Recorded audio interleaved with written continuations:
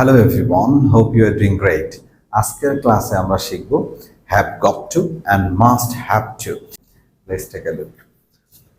সাধারণত have got to বা has got to একটু এমফাসাইজ করা হয়, অর্থাৎ আরেকটু প্রেশার দেওয়া হয়। তেই হবে, যেতেই হবে, করতেই হবে, দেখতেই হবে, এরকম একটা প্রেশার থাকে। সেম ভাবে মাস্ট হ্যাভ টু, এটাও আমরা এমফাসাইজ করি, বাট অবশ্যই করতে হবে।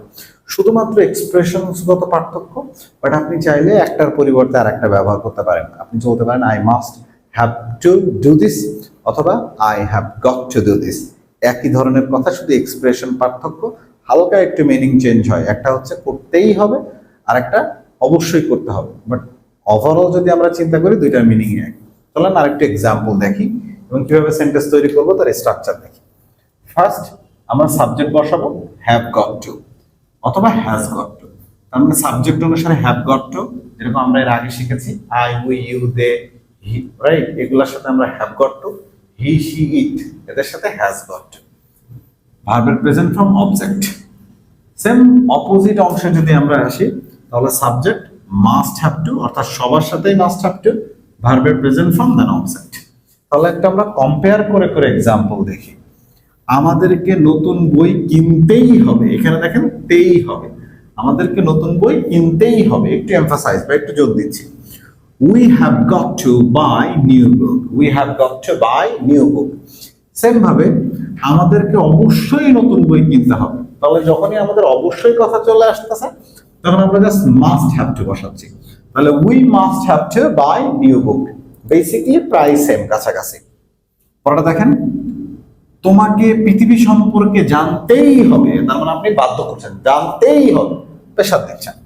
তাহলে you have got to know about the world, you have got to know about the world, pressure দিলেন।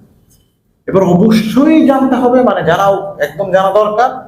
তাহলে আমরা বলছি তোমাকে অবশ্যই পৃথিবী সম্পর্কে জানতে হবে, you must have to know about the world, you must have to know about the world.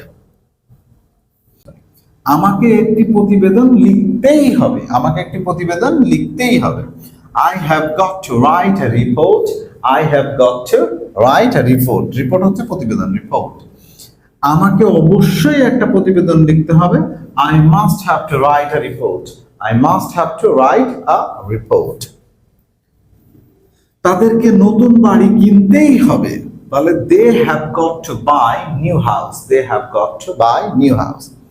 তাদেরকে অবশ্যই নতুন বাড়ি কিনতে হবে, they must have to buy new house, they must have to buy new house. Next, আমাকে room পরিষ্কার করতেই হবে, তাহলে I have got to clean the room, আমাকে অবশ্যই রুম পরিষ্কার করতে হবে, I must have to clean the room, I must have to clean the room, কাছাকাছি সেম। আমাকে সকালে ঘুম থেকে উঠতেই হবে, এমফাসাইজ করলাম বাধ্যতামূলক, I have got to get up early in the morning. Same, আমাকে অবশ্যই সকালে ঘুম থেকে উঠতে হবে, I must have to get up early in the morning, I must have to get up early in the morning. So এই জিনিসগুলোর মধ্যে তেমন কোনো পার্থক্য নেই, আক্ষরিকভাবে অর্থটাকে একটু চেঞ্জ হয়। একটা হচ্ছে করতেই হবে, এরকম তেই এমফাসাইজ থাকে, আর একটা অবশ্যই করতে হবে, এটা হচ্ছে মেন পার্থক্য। যেরকম আমাকে ইংলিশ শিখতেই হবে, I have got to learn English, আমাকে অবশ্যই ইংলিশ শিখতে হবে, I must have to learn English. আমাদের ইংলিশ শিখতেই হবে, তাহলে we have got to learn English, আমাদের অবশ্যই ইংলিশ শিখতে হবে, we must have to learn English. তোমার ইংলিশ শিখতেই হবে, তাহলে you have got to learn English, তোমার অবশ্যই ইংলিশ শিখতে হবে, তাহলে you must have to learn English.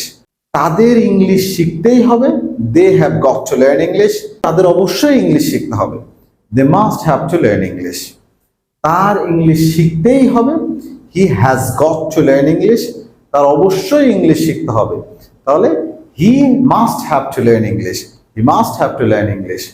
Same ভাবে রফিকের ইংলিশ শিখতেই হবে, Rafiq has got to learn English, রফিকের অবশ্যই ইংলিশ শিখতে হবে, তাহলে Rafiq must have to learn English. এটাই হলো মূলত পার্থক্য। সো আপনি এইভাবে ছোট ছোট করে প্র্যাকটিস করবেন, তাহলে দেখবেন যে আপনি ফ্লুয়েন্সি চলে আসতেছে এবং ইংলিশে কথা বলতে পারছেন। Thank you very much for watching and see you next video.